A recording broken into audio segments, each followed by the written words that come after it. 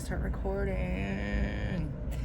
I'm gonna start recording the next episode. It's been so long now. It's been over a month, and I don't want to say I'm rushing it because I don't think that that's accurate. I think it's time to come out. It feels like it's been revving for a little bit, like using birth as an example. Like I feel like I'm at 10 and I'm trying to hold it back because I don't feel ready, which I never did during labor. Both times it was like, okay, let's fucking do this, get this thing out of me. Okay.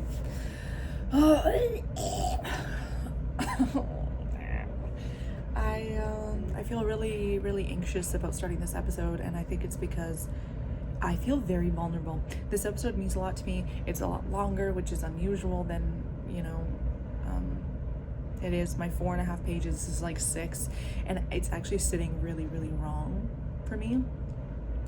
But I also feel just as strongly, like that's why you gotta let it the fuck go. Like I really get into shame and being shameless here, and for some reason this is something I apparently have a lot of shame around, because holy fuck can I feel it, that I feel like I'm doing something wrong, and that's really weird, and I'm not okay with that. I'm not okay with it.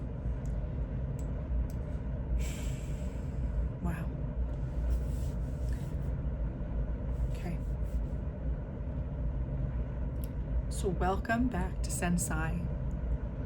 Today's episode is sensitivity and consciousness, which I do want to preface the episode just by acknowledging what I mean when I say consciousness and how I'm using the word consciousness, because there are different schools of thought, right? I feel like the conventional scientific definition is that consciousness is a result of complex functioning of the human brain. So there's that. Just leaving that there because that's the definition. I'm not trying to counter that. I'm just not leaning toward it. I see that definition, but there is the other definition, which is more spiritualistic or energetic, more philosophical, and I believe there are sciences like quantum physics. I think they get into this a bit, but the idea that consciousness precedes the brain, and that our brain simply filters how we experience consciousness. So that's more of the direction I'm leaning into for this episode.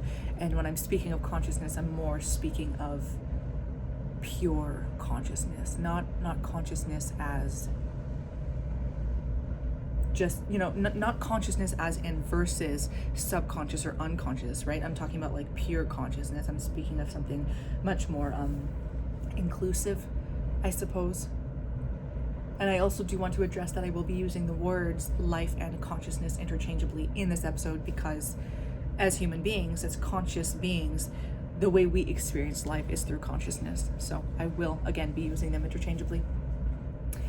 The next point I want to make is just that this episode could very easily be another 2-parter, just like rupture and rapture go together, and I have energy and energy part 2, which I'm considering changing energy part 2 to just be meaning. That's what it is on YouTube anyway, and that is the focus of the episode, so why not? But yeah, it's just going to be, and I think there was 2 last season too. I can't remember what I called them, but I think I was just going to call both of them sensitivity and a sense of self, but then I ended up splitting it and making it 2 episodes. So this could be another one, consciousness, which is today, and the next episode, which is conscience. And the reason I say this is because, like I went over in last episode when I talked about the overview of this season and the trajectory of this season, I discussed that consciousness is an awareness that is aware of itself, where the previous episodes were maybe just a state of openness. It wasn't an awareness yet, it wasn't a waking up, it was just more of an energetic field and formlessness and vulnerability, as in like the fertile ground in which things can grow like they do in our imagination, right? More speaking of this, and I acknowledge that this one is maybe our first step back toward consciousness. This is our step back toward awareness and individuality and separation and so on. So again, today, consciousness is an awareness that is aware of itself. It is our ability to bear witness, to sense, to see, and also be seen. And, regarding the first definition, where consciousness is a result of our brain, it is also our ability to have a subjective experience. By that definition, consciousness is our ability to have that separate subjective experience, have emotions, be aware of ourselves as separate from other things. And when I'm speaking about consciousness, that is something that precedes the brain. I'm saying more of this as a pure awareness. It is that formless information that contains the potential of everything. And maybe not by the same definition, but to me, that very much still implies a sort of awareness, that intelligence. So, consciousness. Now, the second part of what could be a two-parter here is conscience, which is, as I described in the overview, discernment. I described it as discernment and the ability to differentiate between right and wrong, really, in simple terms. And I really want, I think it's very important that we draw a distinction between these two things and these two processes or these two experiences. I think there is, I don't even feel like saying great benefit quite covers it, so bear with me, but I think there is immeasurable benefit in understanding them as two separate things, because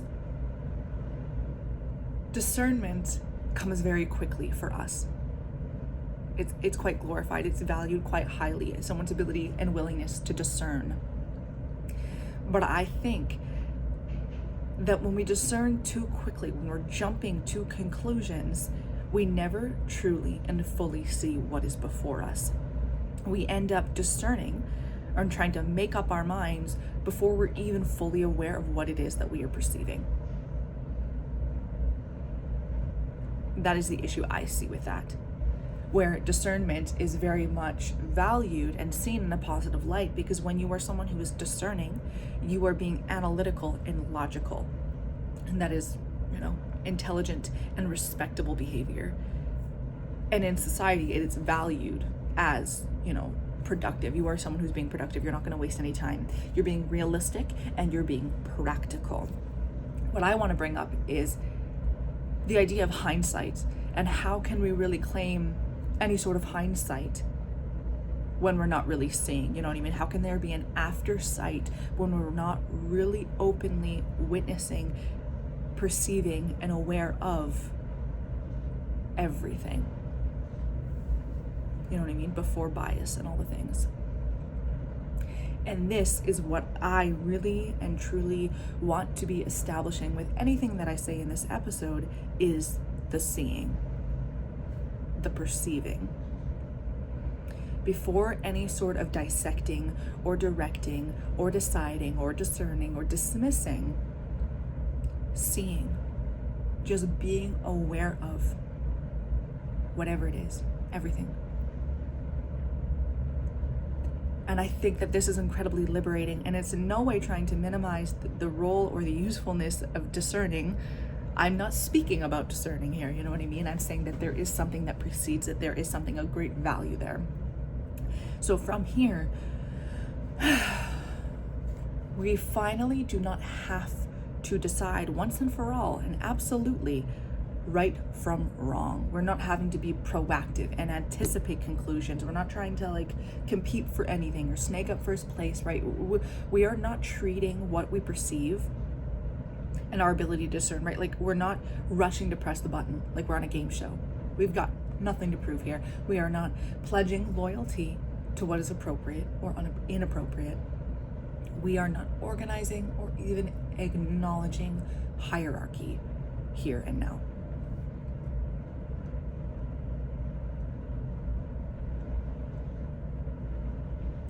And I wrote again that this is important, but I don't even think that's the right word, because it's not just that it's important, it's just that it is. It just is. And when we don't acknowledge and when we aren't aware of what just is, we lose our ability to sense. We lose our ability to sense life when there is too much pressure to discern.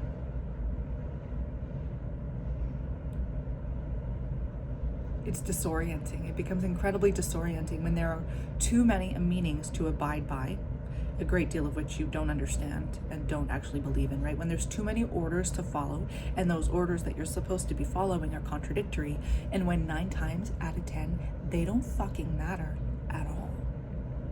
But we feel obligated to juggle them all, whether because we don't want to fail, because society will judge us if we don't, for whatever fucking reason, we feel the need to juggle them all until we can't sense anything at all, until we are senseless.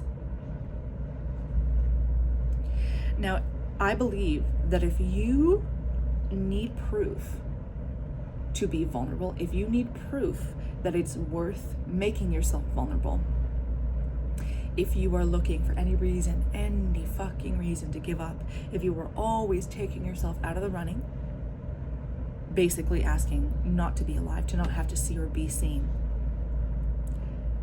that is exactly why your life probably sucks. And I'm saying, like, I'm not trying to out you. I'm saying, like, if you're like me, because I have been in these places my whole life, and I just don't see how anybody isn't. Like, to me, that is a part of the human condition, you know what I mean? So if you're like me, this is exactly why your life has historically sucked. Because we are operating from that form-led, hard form place, viewing those outcomes as a source or authority.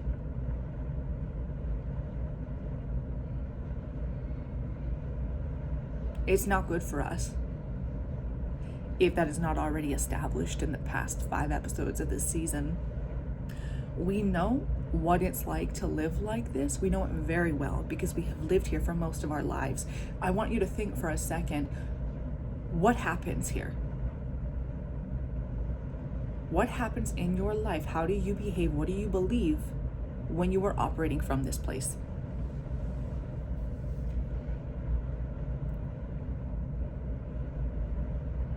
Because at least for me, I've noticed that we play dead and we go limp. We're just enacting things. We're just following orders. We're reiterating things that people have discerned, or reiterating the process by which other people have discerned and drawn certain conclusions. We play dead. We don't have to think for ourselves, which, in my opinion, especially as sensitive people, we are fabulously good at thinking for ourselves. That isn't something that we avoid or don't do. We're very, very good at it.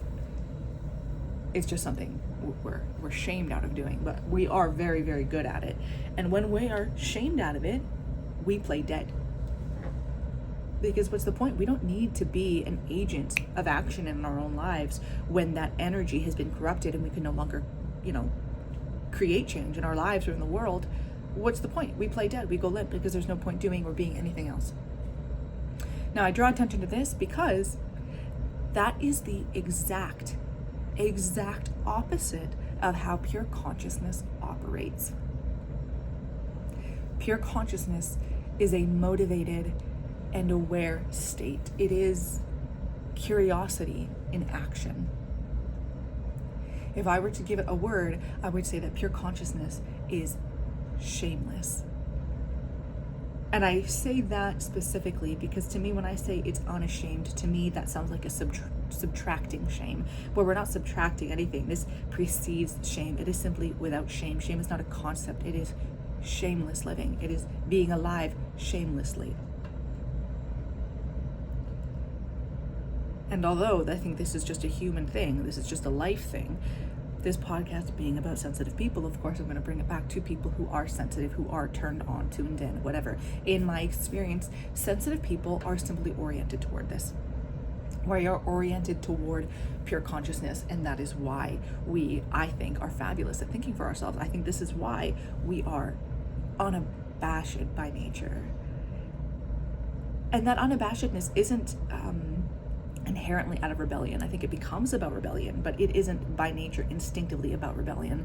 I just think that we are very fit to not be embarrassed. Where under the stereotype, the sensitive person is often looked at as someone who is very embarrassed or meek or can't think for themselves and so on. Like, I think that's a result of the corruption. That is a result of the stereotype. That is a result of playing dead. It's a result of shame. Like, we, if anyone, if any sort of people is fit to not be embarrassed, it's us. Because we don't see what it is that we're supposed to be embarrassed by. We don't fucking get it, you know? So people can say we're discern, that we're asking for attention, or that we're cringe, or overly emotional or sentimental, and that we're intense and causing a scene. And whatever, those are conclusions drawn, you know, circumstantially they could be right, but I think it's just because by default we are shameless fucking people. We are bold, we are opinionated, we're inquisitive, we're curious people. And I think that we have to be deeply, deeply shamed in order to stop that. We don't stop that lightly. We have to be deeply, deeply shamed out of our own nature into smallness. Where consciousness is not smallness, and our access to consciousness is not small. Consciousness does not ask smallness of you. It is not smallness, and it could not be if it were to shrivel up and anticipate, or in anticipation of disapproval or rejection. It could not be if it were to shrivel up in apology to anything that it might be sensed by. Nothing could exist. It couldn't exist if it were ashamed of itself, if it were choosing death every time. When we want to look at any sort of disapproval or rejection, right, those are very emotional words, emotionally charged words for us.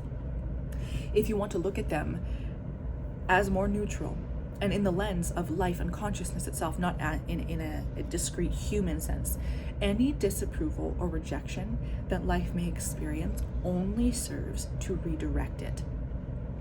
It will find a way to flourish. You know what I mean? Like, grass will encroach on sidewalks, weeds will push up through concrete wherever it can, flowers grow on the thinnest of fucking soil, hard roads will buckle as the earth moves. Do you know what I mean? Like, life redirects itself endlessly. There is no ambivalence. There's no question. It moves tirelessly.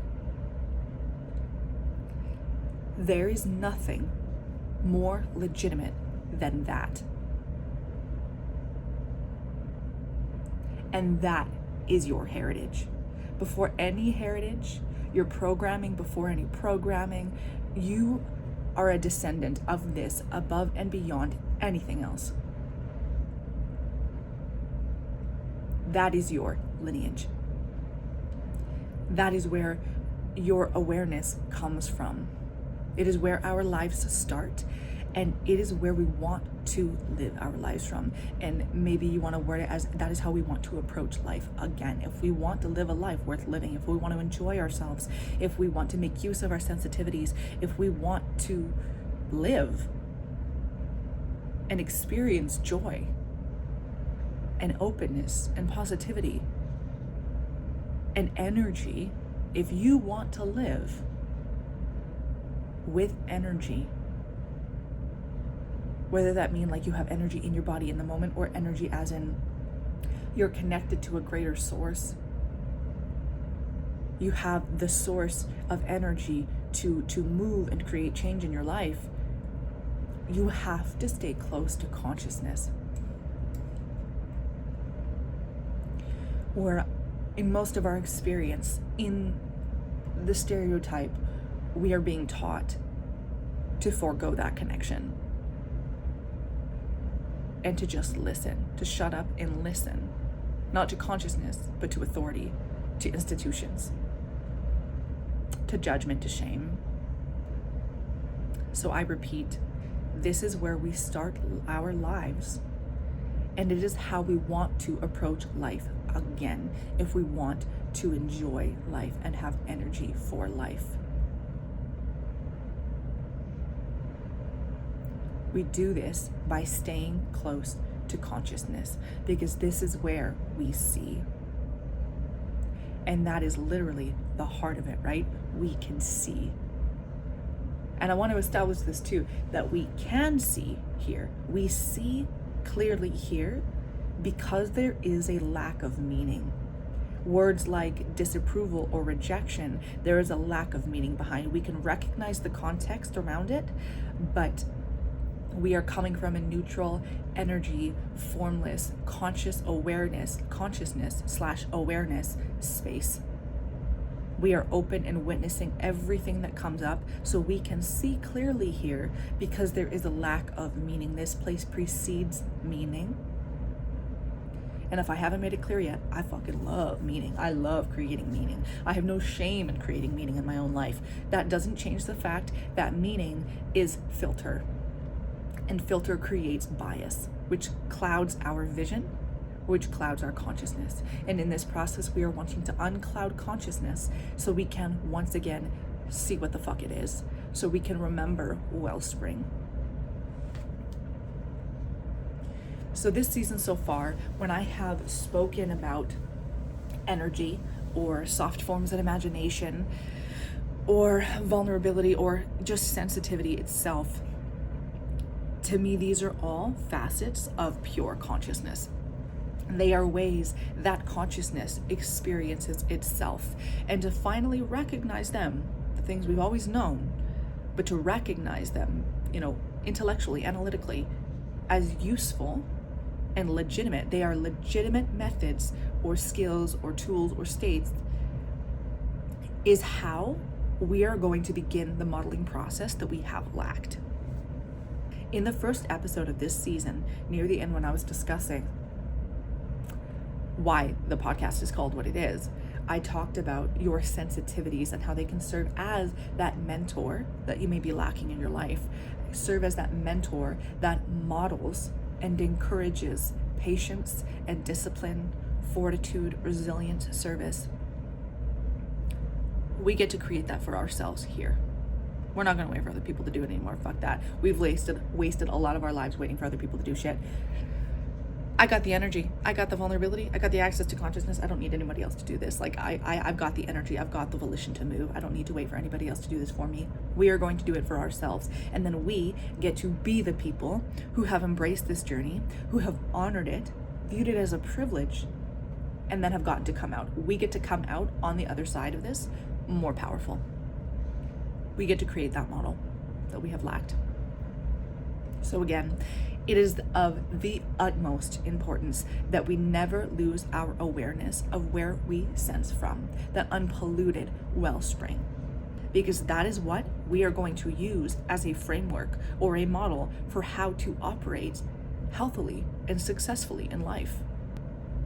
And from my perspective, this is just a part of our coding. Like, this isn't going to be a hard thing to discover or build or develop, because it's an uncovering.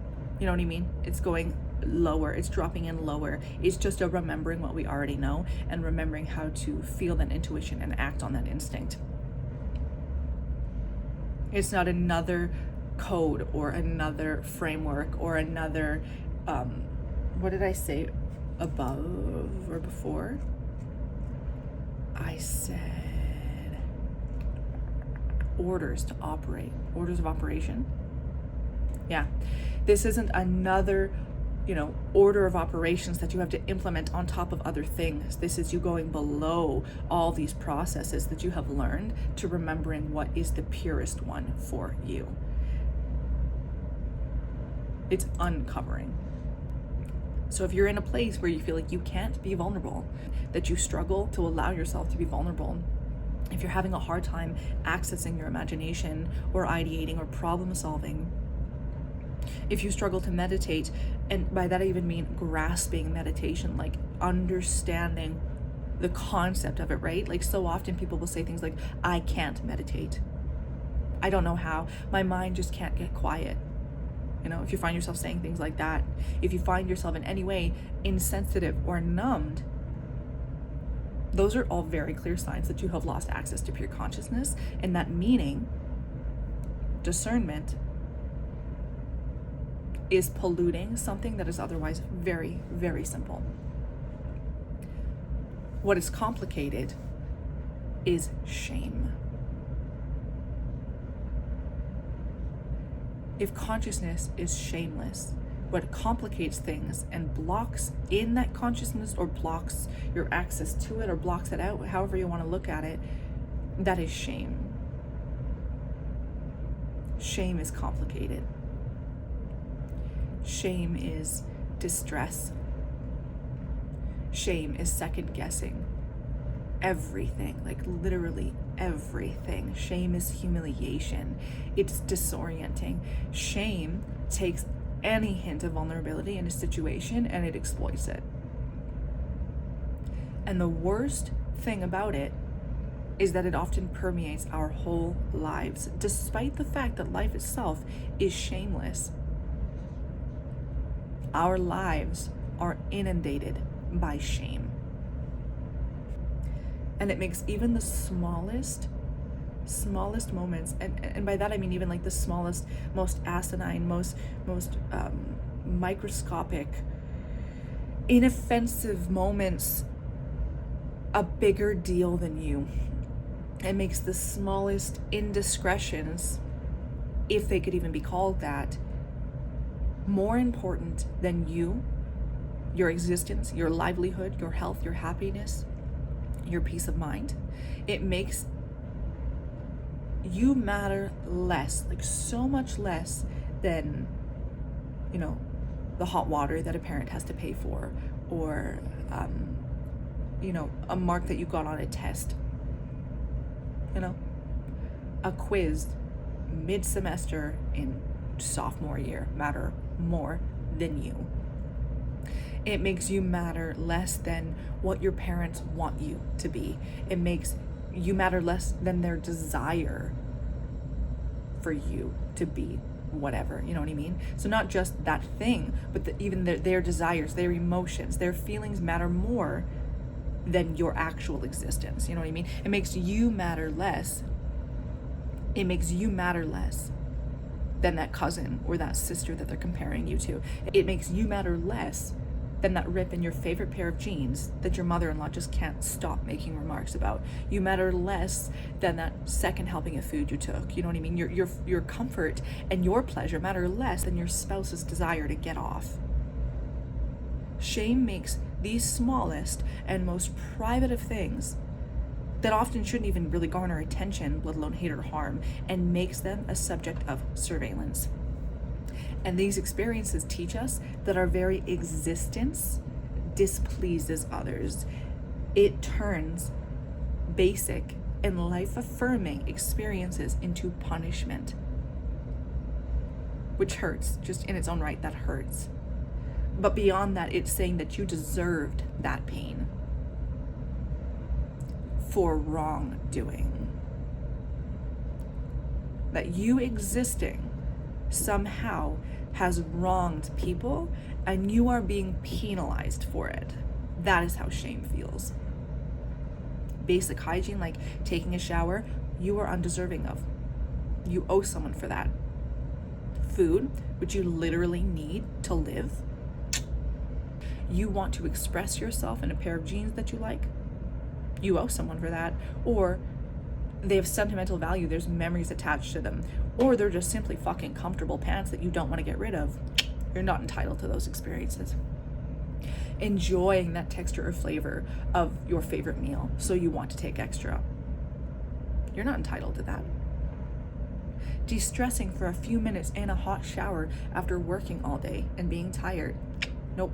Your relationship with that cousin or that sister is now a source of competition and poor self-esteem and cause for isolation, rather than a trusted confidant to turn to in hard times.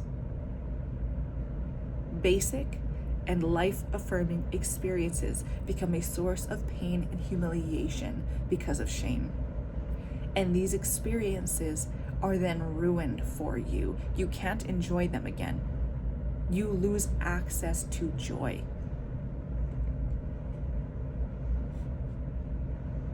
I wish I could verbalize this clearer, because I'm imagining it's not just a flame that got, blown out and it gets to be relit. Because it's not that simple. Basic and life-affirming experiences become a source of pain and humiliation. So those experiences are essentially ruined for you. And you lose access to joy. You don't just lose joy in the moment, you lose access to joy. Your ability to feel joy. You're feeling that you are allowed, or it's okay for you to feel joy. Like you're not worth joy. You lose access to joy because one, like the things that once brought you joy now no longer bring you joy. They bring you anything but. They bring you shame. But beyond that, you lose access to joy because joy no longer feels safe. So you actively avoid it. You don't want to. You don't want to feel good things. You don't let yourself feel good things because they mean bad. They mean bad and pain. And also because you have learned to punish yourself and you think that you aren't worth the good things. You sabotage those good things. You have internalized that message. And like I said in a previous episode about persecution, that persecution is now internal and you are doing it to yourself. And you do it to yourself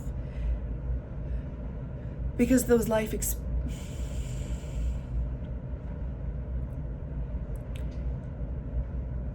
and you keep doing it to yourself because those life-affirming experiences now make you want to die. Those basic and life-affirming experiences are now actually life-negating. And this happens again and again and again. Like there's no environment that's clear from that. You know what I mean? You can do it at home, with a spouse, with parents, with siblings, online, at school, at work, and alone in your own head. Until you can't find reprieve from it and you can no longer see. You can no longer see or be seen, not clearly. And the conclusion that we draw from here is that we would be better off dead. What a slippery slope, you know? Because these things in themselves are weird and bizarre, and that's the thing with shame, is that it's confusing. A lot of times the things that are happening are so small that they couldn't possibly be this big. And you downplay them because you think that couldn't have actually happened, or that couldn't be that bad. But then you're just denying, like you won't admit your own lived experiences because you're in denial. I had a note in here that I ended up deleting, but it was something like, a lot of times they're subtle and unclear and passive, so that you brush them off because they're nothing, right? You don't want to be oversensitive. But then it's like you can't place where the poisoning came from, basically. You ignore it and you eat of what you're given, and you don't realize that you have consumed poison until it has entered the bloodstream and it's too late to treat it. You know what I mean? Like, and it's so invasive. Like, I wish that I had more words to say about this, because maybe it's just because in life I have had the experience so many times of being told that you're dramatic or oversensitive, and that the fact that these small things happen and you want to kill yourself now is somehow like your pain doesn't matter, because the example that you're citing isn't fitting. And I honestly can't understand that, because I think if anyone feels like that, I assume that they're just like denying their own experience of shame and how it actually makes them hide. Because to me this makes so much sense. Like, I would rather be dead than experience this, because I'm not living anyway. Anything that I do is an imposition on other people, and life is a burden. Like, life is hard enough as it is, and when these are coming from all places, what is left to live? What is left to enjoy? What is left to know? What, you know what I mean? Who are you left to be? We draw the conclusion that we would be better off dead, because really I'm not living much anyway. Everything I do is an imposition. I would rather be dead than have to experience this at every turn.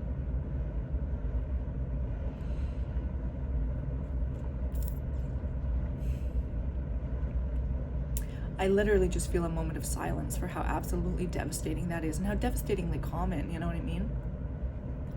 Because people can argue about suicide being a coward's way out or the most shameful behavior. But the willpower someone has to have to follow through on taking their own lives is astounding.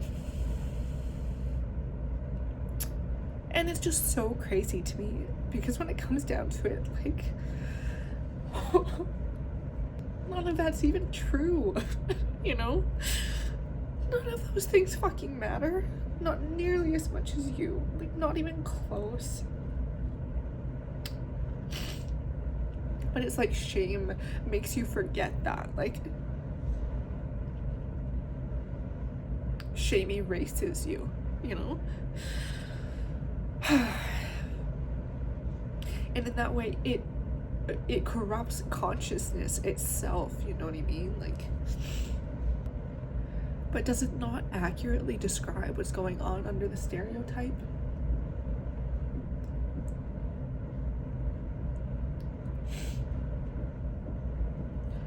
When you're living in the stereotype of being a sensitive person, you basically feel shamed out of your own experience. You feel shamed out of having a subjective experience. And that simple definition of consciousness, you know, is being someone or something that has a subjective experience. It's someone, something that has emotions, you know what I mean? That has awareness, that is aware of itself, that is aware of other people, that is aware of intention, that is aware of meaning and emotion and purpose and identity and relation and belonging and a lack thereof. And that is why the stereotype is a fucking problem, and that is why bias is a fucking problem. Because it is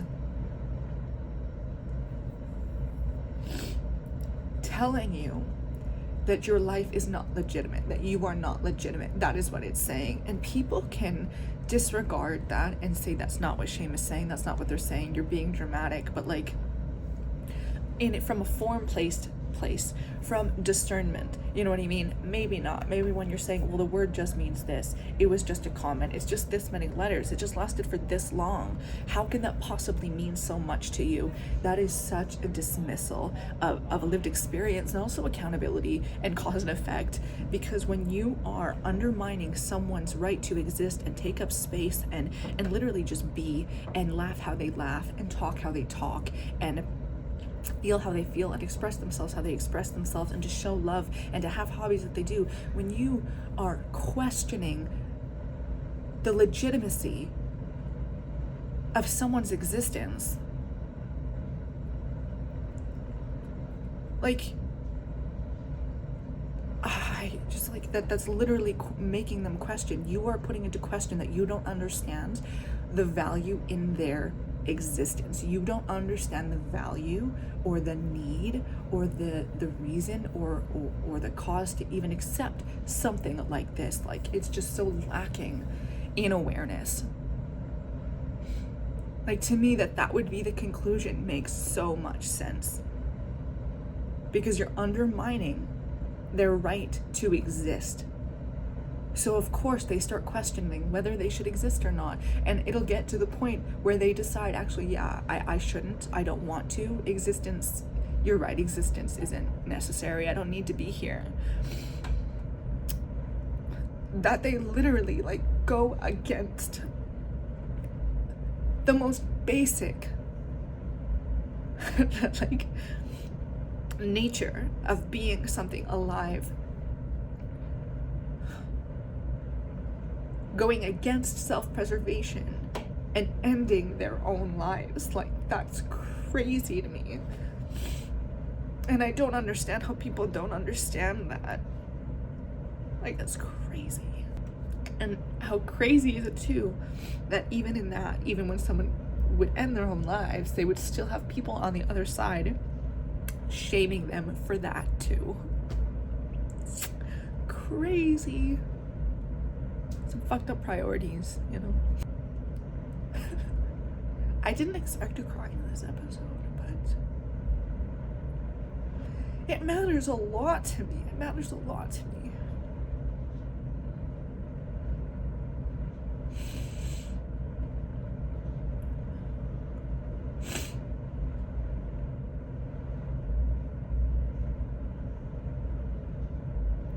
And that's why in season 1,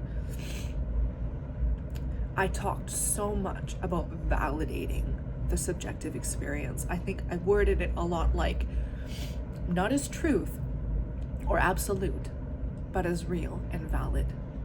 And I always wanted to put forth the what do you know about this experience? What do you know about your own lived experience? Because yes, they can be right. Yes, you could be embarrassing. Yes, you could have acted out of line. Yes, you could have been dramatic. Yes, you could have misattributed their intention, or you know, like you could have completely misinterpreted what actually happened in this scenario. You know, you could be rightfully embarrassed, and maybe you are noticing how you're the common denominator here and you're feeling shame over it. Yes, those can all be real, but also, what do you know about your experience? Because that fucking matters too. What do you know? What did you experience? Because even if you misinterpreted a situation, you reacted for a reason. What does that say about you and your history? How have you been treated? Do you know what I mean?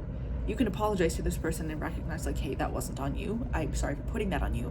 But your experience is still real. So what do you know about your own experience? And then validating what you know and what you felt, and admitting that it is real and that it really, really happened for you. Because that is the process of legitimizing your subjective experience. And legitimizing your subjective experience is also legitimizing your own consciousness. And that's important. That's important. I was listening to a podcast when I first started arranging the notes for the season. I think it's called Of Course You Can, the Of Course You Can podcast by Stevie, Wright. And as I'm developing the titles for this season, I read this quote, or I listen to it in the podcast, and it was one of those things that just felt so serendipitous, because she's using words that I know are coming up this season, that I know I'm discussing, and I still haven't quite found the framing for. So it literally felt just like God was just like putting a gift in my lap, you know, because it beautifully expresses what I'm talking about here. And she said, when you acknowledge, admit, and process your experience, what is being corrupted in the stereotype, what you're being told or tricked that you shouldn't or can't, or you don't have a right to, and then you can't, because you can't even bear to hold your own experience. You can't even bear to be aware of it. So how can you process your experiences? You know what I mean? When you can acknowledge, admit, and process your experience, body and mind, with vulnerability, you are left with more of yourself. You are left with literally more consciousness. Which means that you are left with literally more life. Where shame is slowly being left with less and less and less life. So when people shame or make passive comments, right, even if they're shaming in very subtle ways, that I know they do not mean to harm me. I know that. They're literally just commenting on the pair of jeans or something, you know what I mean? Like, I feel like I see a broader perspective of that though, and I just like am stunned. Because when you do these things, and yours might be one in one moment of this person's life, but you have to know, because you live life, that there are these moments all the time, everywhere. Like, how are you choosing to contribute to someone's life or to a moment Because if it's just cynical and dismissive and unappreciative, shut your fucking mouth. Because when you shame people, all you're doing is leaving them with less and less life. Even if it's a grain of sand, why the fuck would you want that to be your legacy? Shame is corrosive. And when I thought of that word as I was writing the notes, it was so perfect to me. It is corrosive. It is something that has a label on it that's locked underneath your kitchen sink. You know what I mean? Like, it eats away at things. It is corrosive. It eats away at your will to live. So every time someone has to make a comment about how something is unsatisfactory about you, the way you dress, the way you talk, how you laugh, how you contribute to conversations, how you show up, but how you don't show up too. It's them just pouring that corrosive chemical onto you and your life. It is corrosive. Shame is corrosive. Shame eats away at your will to live. Where consciousness has nothing but will to live. It is literally will to live. It is will. It is power. It is energy. It is life force. Consciousness is nothing, has nothing but will to live. Nothing but will to show up. To just be. Because to just be is to be alive. To just be, you're already enough. Whatever that means, enough. You're already worth it. You are everything just by being. And anything that would make you think that you have to make up for something to be worth respect or appreciation or belonging is so fucking twisted and ill-placed. Your imagination and imagining things and playing in playfulness, expressing yourself is a gorgeous capacity that you have because you are alive, because you are conscious, to experience joy and sensuality, to be seen, to speak up or emote, to create and take action, to relate and love and bond, to be seen, to see and be seen, to be curious and be curious of yourself, like to be aware and aware of yourself. These things are natural outcomes of being alive. These are natural outcomes of consciousness. They live in line with consciousness. They move in the same direction as consciousness. And when shame, almost like a fabricated death, is how I imagine it. Like it's a knockoff death. It's not even really death. It's like that uncanny valley kind of thing. It's not death, but God, it's something like it, isn't it? When shame comes in, it corrodes that vitality, that pure vitality of life and being alive and being conscious. It corrodes that vitality, that pure thing. It's like that untarnishable center. It tries to tarnish. It corrodes your vitality. It divorces, like thought from action or intention from action. It separates instinct from embodiment, rupture and rapture, life and death. You know what I mean? It takes something that's one and it makes it two. And not just that, because it's corrosive, it disintegrates the relationship that's there. And I really, really mean corrodes it, because if you want to think of it like two things, right? You have a puzzle, you break it apart, you got two pieces. You don't just have those two pieces that you can then put back together. A corrosive chemical has been poured on them and their shape is not what it once was. They literally no longer fit together. They do not have a relationship. And when this happens, how are you supposed to reconcile it? It is very, very hard to reconcile that, especially when you don't have a model expressing or explaining or showing what happened. You know what I mean? Now I'm thinking about I don't remember how it's worded, Pangea, I could be wrong, but how all of the continents, all of the land mass of Earth used to be connected, and they've separated over time.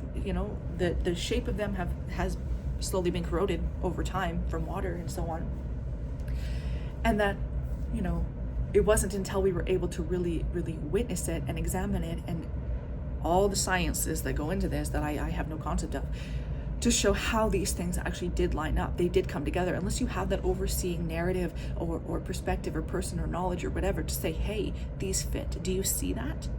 If you put them together, maybe they don't fit perfectly, but once you can put them back together, you can create a bridge, and then you can begin to repair. You know what I mean? But you don't know what you don't know. And when you don't know what you don't know, and you don't have anyone to tell you what you don't know, and not to tell you, to control you and dictate you, but to just offer you information, context, you know, to use your own vitality and your own life force to be inquisitive and develop. You know what I mean? That volition that I talked about that comes from vulnerability, you can never reach that if you feel that there's no reason to be vulnerable, if you feel that you need proof to be vulnerable. Rather than, like I said in my reframe in episode 4, vulnerability makes life worth living. Life is worth living because of vulnerability. Life only is because of vulnerability, because of vulnerable circumstances. You're left with no momentum. Any energy that you would have to build up momentum has been corrupted and taken from you. You have no motivation and no self-trust. That is the corrupted state. In episode 1, I believe I quoted Audre Lorde talking about how the energy that one would have to gain information and to learn and to cause change, to enact change, has been distorted or corrupted. This is exactly what the fuck I'm talking about. This is what has been taken from us.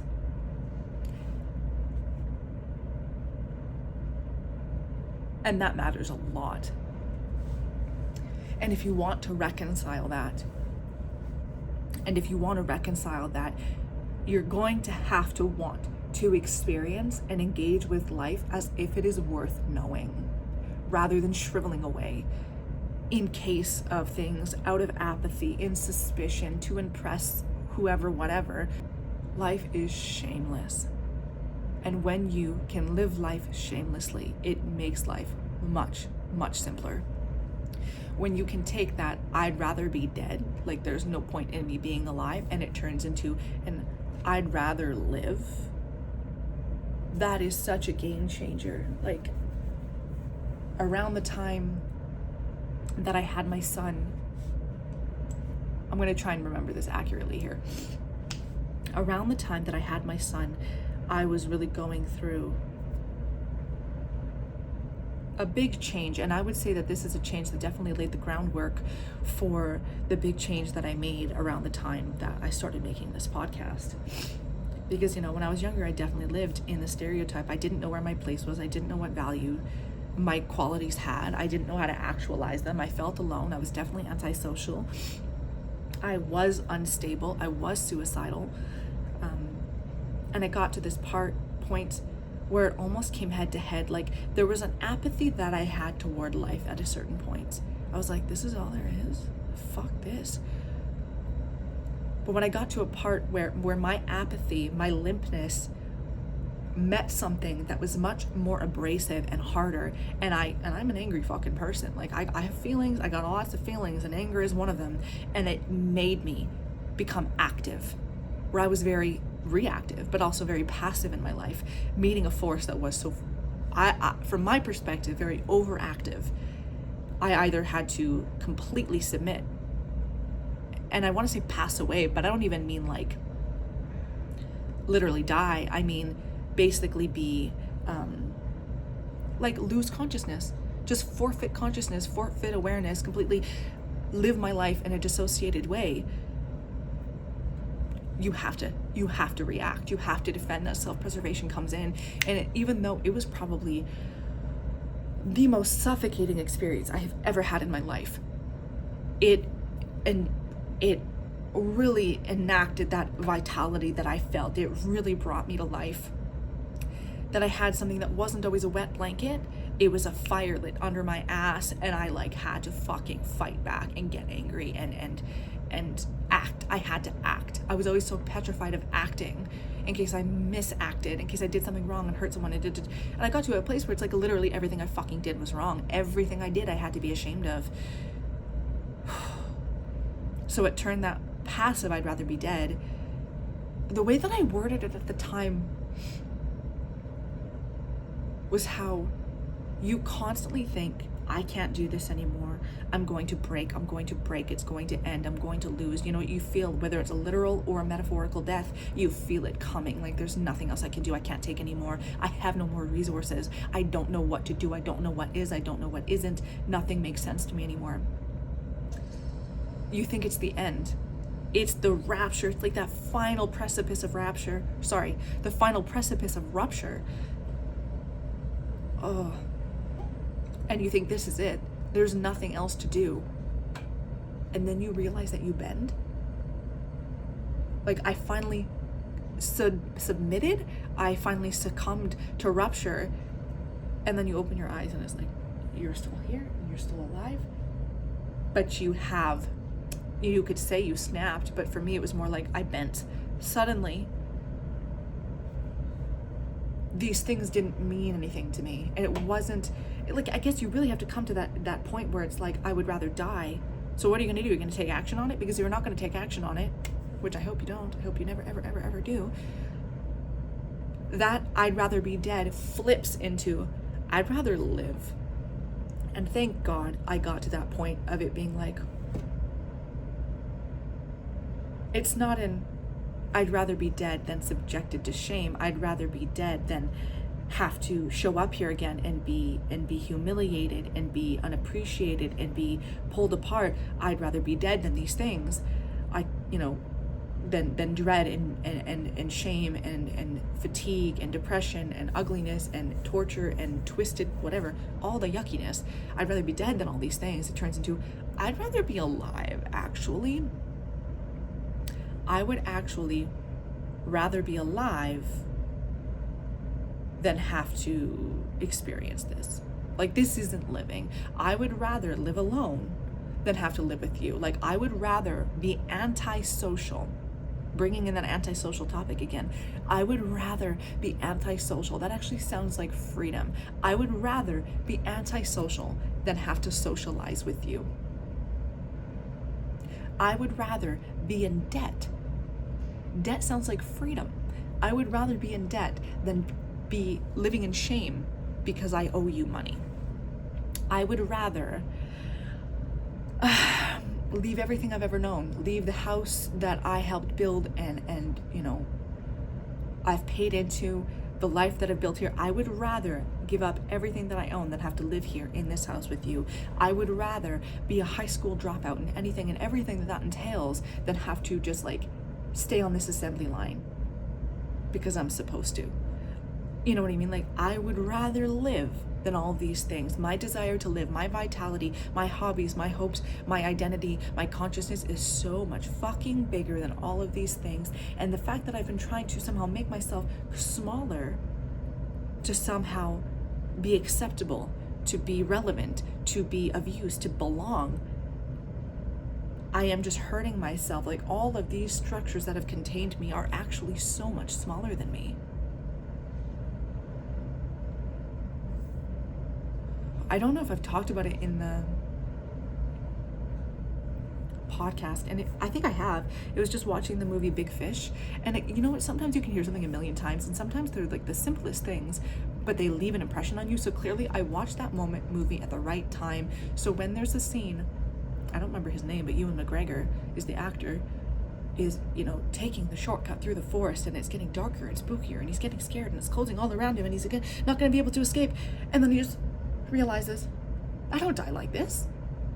And he just like stands up and all the fear is gone, everything goes back to normal, and he just like, maybe not literally, but skips out of the forest and he's good to go. That moment was so pivotal for me at 18. And I still don't know if I have the words for it, of why it gave me such peace, but it did. And it really, really helped me so much. Maybe something about this awareness, like, does this kill me? No. Will this person's lack of understanding kill me? No. Will this person's lack of acceptance make my experience any less real? No. Will this person's lack of appreciation for my hobbies, for my opinion, for my values, make them any less important? No. That's true. So I feel like a very common way of viewing this is you just have to not care. You have to not care about what people think, or you know what I mean? Which to me is kind of a dead end, because you're always going to care. But I think it's more about the caring about yourself more. And to me, that makes my heart like swell. You don't have to care about that less, but how much you care about that stuff. Because it's not just, oh, someone hurt, insulted me because of my jeans. It's the way they dismiss you, and the way they laugh at you, and the way they have to pick at the way that you dress. They're constantly picking at you. You know what I mean?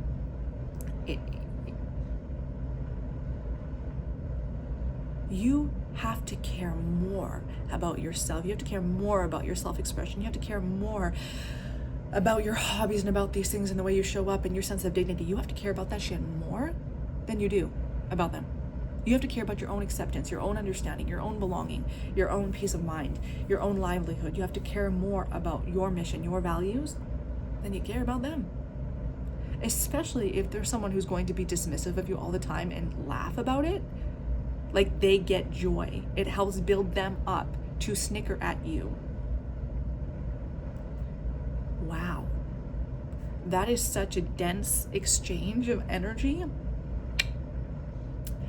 But me and my consciousness and my concept of it, my loyalty to it, is denser than that. It's bigger than that.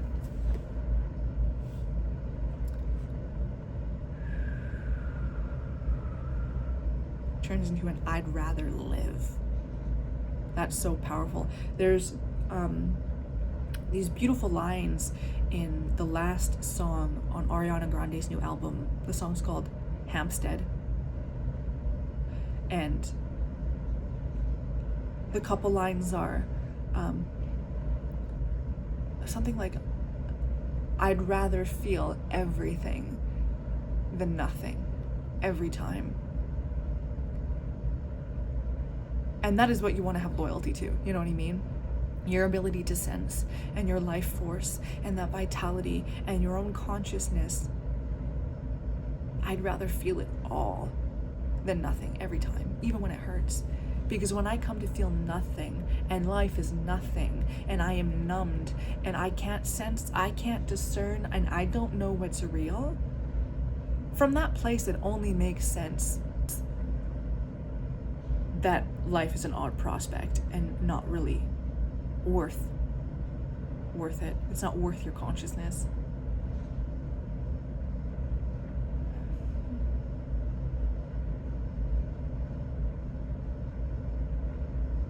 Of course, it's saying, I'd rather live than subscribe to all of this. That's when you choose life, you know what I mean? That's when you're living. I think a lot of this is, I don't even need to include, but I'm going to talk about it because I love it so much. And the other line in her song is, I'd rather be seen and alive than drowning by your point of view. I do. Which, knowing stuff about her, knowing about her marriage, but then also the fact that she always loves the Wizard of Oz. Ooh, the fact that she loves Wizard of Oz, but also that she isn't wicked, that I do is actually hilarious, because that's a very cowardly line. I am very curious about this and how she sang it and how that part came to be, but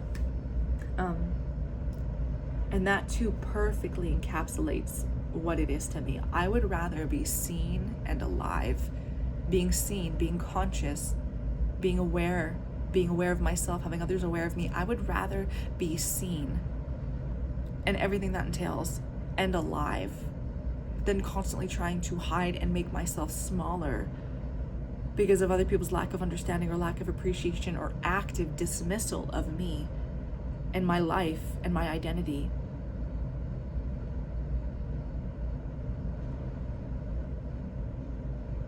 I'd rather live than die.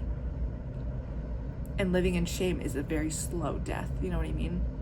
I would rather live than subscribe to all of this bullshit, because it is bullshit. And that is what fucks me up about it so much, how far this can go when it comes down to it, shame is bullshit. People who shame, that's bullshit. Insulting people, commenting on the tiniest little things that give people joy, ruining someone's joy, is such bullshit. It blows my fucking mind. Shameless living to me, in the simplest and most honest of terms, is just about life being worth living. That fucking simple. And shame makes life not worth living. And when you choose to reclaim everything that you have been shamed out of, which I think is greatly like goodness, you know what I mean? Or like the consciousness of goodness, being aware of good things, being a part of good things, feeling good things, embodying good things, pureness, pure consciousness, you know what I mean? That kind of goodness. And I think there's an innocence in that too. The book that I was reading, The Myths and Stories of the Wild Woman Archetype, the author, Clarissa, says something, I think I'm going to talk about it in the next episode, but she said something about the difference between innocence and naivety. And naivety is a not knowing better kind of thing. It's not knowing the truth. It's not knowing. It's not seeing. It's not being aware of things. Where innocence is knowing everything and still choosing goodness. Gorgeous. But I highlight goodness here. When you reclaim everything you've been shamed out of, I say goodness because I think goodness is what we have been shamed out of. Ignoring most of things, drawing conclusions, you know, even sometimes it can come across as being hard-headed, being apathetic, being cynical, dismissive. These things are viewed as intelligent. Highlighting the bad and evil shit that exists, that somehow is viewed as objective, rational, mature, and I think that's incredibly reactive and short-sighted. I think it's incredibly immature, and I think it's fear-based. And I don't think that's objective. I don't think that that's fair. That's not even keeled. That's bias. You know what I mean? That's not open discernment. I don't think that that's discernment from a positive definition of the word. So like, yes, I think you have to reclaim a lot of bad things that you felt, for sure, things that make you feel bad. Absolutely. But I think overall, in that experience, it is the dismissing of goodness that we have to reclaim. It's the reclaiming of the things you get mocked for being a sensitive person. It's about reclaiming that enthusiasm and how that enthusiasm is transmitted in and through the body and moving and laughing spontaneously, you know what I mean? And that amount of energy and energetic expression, and also a softness and a sincerity, the ability to be carefree, you know, and to have those childlike qualities that people shame or mock you for, which is so ass backwards to me, but whatever. Being easily moved or easily entertained, your willingness to feel things, you know, feel your emotions, to express that, to cry at sad things or beautiful things, to believe in things, to have faith. Shamelessly, you know, when you reclaim those things and you feel them shamelessly, that is when you know that you're living. That's when you know you're alive. That is what life's about. That is what consciousness is about. That is how consciousness operates. And when you can remember that and use that as a starting point, a rich, diverse, beautiful, infinite resource of goodness and energy,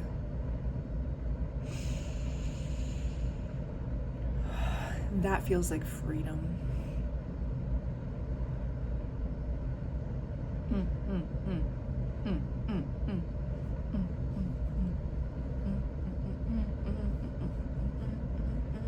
If you stayed this long on the YouTube video, you want to hear some of my comments my like 3 pages of notes that I didn't include in this episode. It's funny that I'm doing this in the mic because I'm actually not going to keep this in the episode anyway. Stop. Not so much, I just chose not to care about these things. More accurately, I choose to care about myself more. I will not let shame make me small or allow you to shame me into being small. That is a command I no longer follow. Okay, let it be. If that is true, so be it. Yeah, it's that moment and like how that moment feels that I don't die right here. I care about myself more. These are so small. It's this internal transition of feeling like, okay, and so it is. You hate this. You think this is horrible. I should be ashamed of myself because of this. Oh God, so be it. You think I'm not worth it. You think my existence isn't worth it. You think these aspects aren't worth it. That you're actively seeking me out and pointing at me and putting me down. So be it. That is your experience. So be it. That's what you think. So be it. Maybe these parts of me are absolutely fucking evil and I just have evil intention and I'm horrible. So be it. C'est la vie. It's about not trying to fight against shame. I think I said something in like one of the earlier episodes about like early on in the first season about as soon as you engage with something, as soon as something comes up and you engage and you fight against it, you try to dismiss it, you try to disprove it, you are instantly inside that game. You are inside that framework. You are playing by its rules. So it's about not trying to fight against that thing that it has no power over you in the big picture. Like in the moment, yeah, for sure it might have power over you, but in the big picture, it doesn't fucking mean anything. You are so much bigger than any of that bullshit. You don't have to fucking prove anything. Once you can get in touch with that consciousness and expand it, those things are so fucking small and you are so much bigger. You don't have to prove anything. You know what I mean? It's more like, oh, I was going to continue on, but then I just saw the note that says it is allowing, but also in quotes I said, I'm still alive. Oh, that feels good. Because so often when you're feeling shame or experiencing shame, it's almost this experience of like, I'd be better off dead. I should be dead. They want me to be dead. Being dead would be better than this. And it's I'm still alive. You are dismissing my life, dismissing who I am, dismissing how I show up, dismissing what I have to offer, dismissing the legitimacy of my existence. And yet, I am still alive. I am still here. I'm still just as real, just as sound. My experience is still happening. My center is still just as intarnishable as ever. And once you realize that you are untouched by that shit, it's like you see this person or this event cycling in whatever it is that they're doing. And when you step out of the way, you're like, what is happening here? Why are you utilizing your life energy in this way? Why are you acting in this way? Why are you thinking in this way? And on and on and on, you know? And then you see how bizarre and how inappropriate the behavior is, and also how much pain must be behind that person's behavior.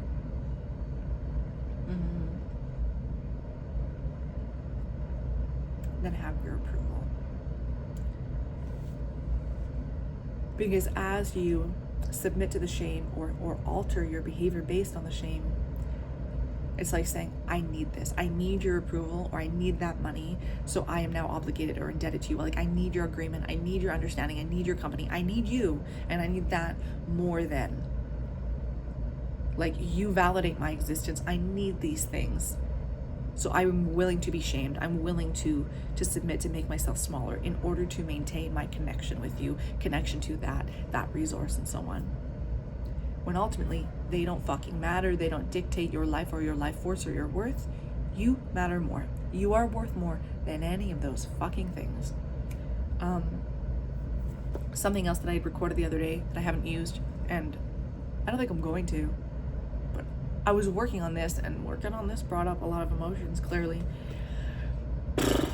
And something that came up was, engaging with the shame and saying, oh, I need this. Like, I have to submit to this treatment because I want what you have to give me. Which in a lot of cases afterward, you're like, no, I fucking didn't. My point that I was talking about the other day was how I will never explain myself to have someone stop shaming me. I will never try to rationalize to you why I don't deserve the shame so that you stop shaming. I don't think shaming is ever appropriate in any circumstance. I do not like it. I do not think it's okay. It deeply offends me. And I will claim that my whole life. It deeply offends me. I think it is disgusting behavior. I do. Makes me so angry. You're not entitled to treat someone like shit because they didn't do what you wanted or do what you expected. You make your decisions. If they are someone who behaves in a way that you don't think is fit, fair, appropriate, professional, you make your decisions based off of that. That doesn't entitle you to put someone down as repayment for not meeting your expectations. Fucking disgusting to me. I absolutely hate it. I just find it so disrespectful. I'm not going to have someone shame me and then me say, I'm so sorry. It's just that these things were happening. To basically say, is it okay? Do you forgive me? Because I don't need your forgiveness. I recognize the missed expectations. I am just fine with you making decisions that you need to make. If your choice is to continue to see me but to shame me, I recognize that choice on your part too. And I don't think that's fucking okay. Something else that was coming up here that I want to keep thinking about, that your perspective has to be larger. That's the thing with shame. Shame narrows your perspective. It narrows your perspective. It narrows your consciousness.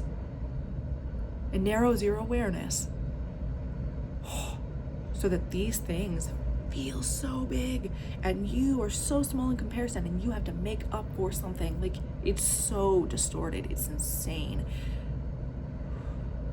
You need a broader perspective of consciousness, of life, of your worth, of what is actually a problem and what is actually something to be upset about and what isn't. Because as soon as you can broaden that perspective and see a bigger picture and be more inclusive, which to me, that meditation of coming back into open consciousness and just being aware, this is why it's so valuable, because it puts everything into perspective. That's the shit. And I'm so glad that I have that recorded now.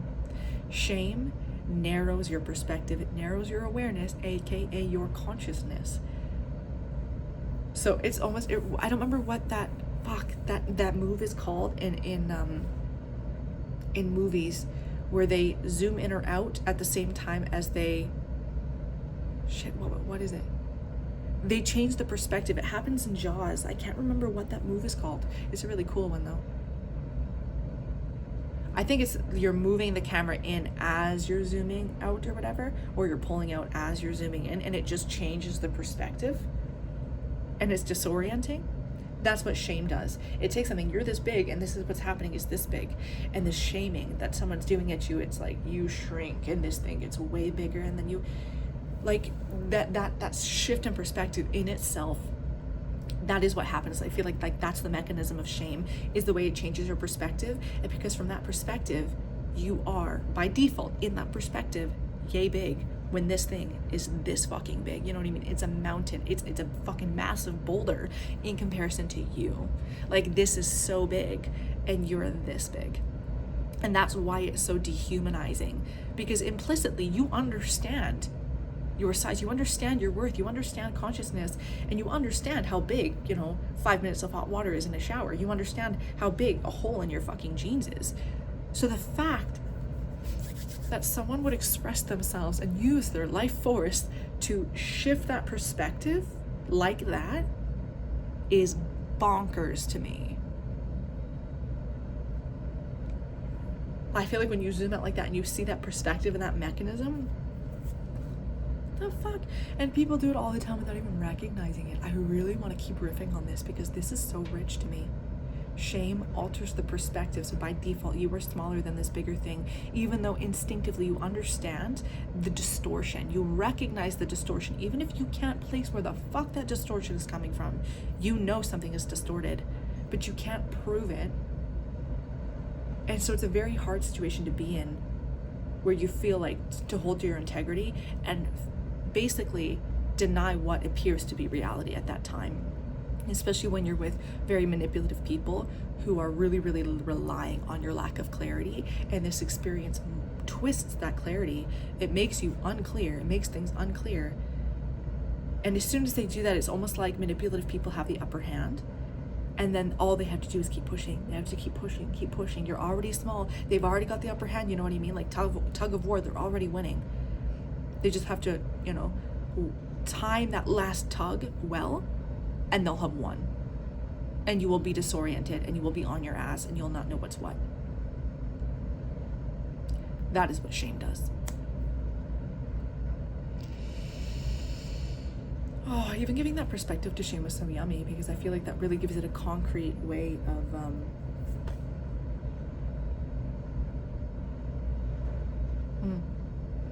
you know, I've ordered it here, and I'm going to keep it in here for the YouTube video, because why not? Why not? But I think I'm going to develop on that in the coming episodes, especially talking about clarity, because the final episode of the season is going to be about clarity. So I actually think this is a wonderful opportunity to speak about clarity and how clarity can be undercut, and what mechanisms can it be undercut by? How does that operate? What does it look like? So if you can have that framework, and then you can back away, then you can kind of see if this is what dissolves clarity, what is clarity, what heightens clarity, what solidifies clarity, how can you maintain clarity in these situations that depend on your lack of clarity. Yeah, man. If you're still here, thank you so much for your time. Thank you for your time, even if you listened to the first 5 minutes or so. You were made for more. It's an email. But yeah, especially if you're here now. Thank you. And I hope the next episode doesn't have to come out a month after this one, but if it does, then that is okay by me too, honestly. Because I'm very happy that I didn't rush this. This episode feels very immediate to me, where a lot of them feel like hindsight. I'm reflecting on things past, and I'm just putting them into a pretty little space and organization for you, and there you go. Where this one felt like you know, you're with me, you're right in it. I'm like digging through things as I'm talking about them, even though I've spent a month trying to craft this episode, and it's just been constantly changing. Not as badly as the vulnerability one did, but I just didn't know what, there were so many things that needed to be said that I didn't know what all to include. Like, I was fumbling and editing things like 30 seconds before I hit record.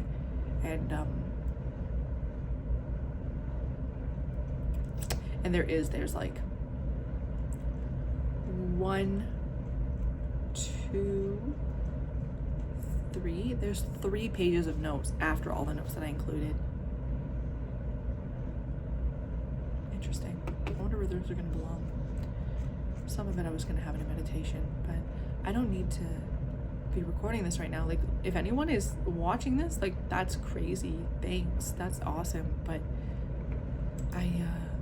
you're literally just listening to me rant as I rant to myself. This is how I talk to myself out loud when I'm alone, just like working on these episodes.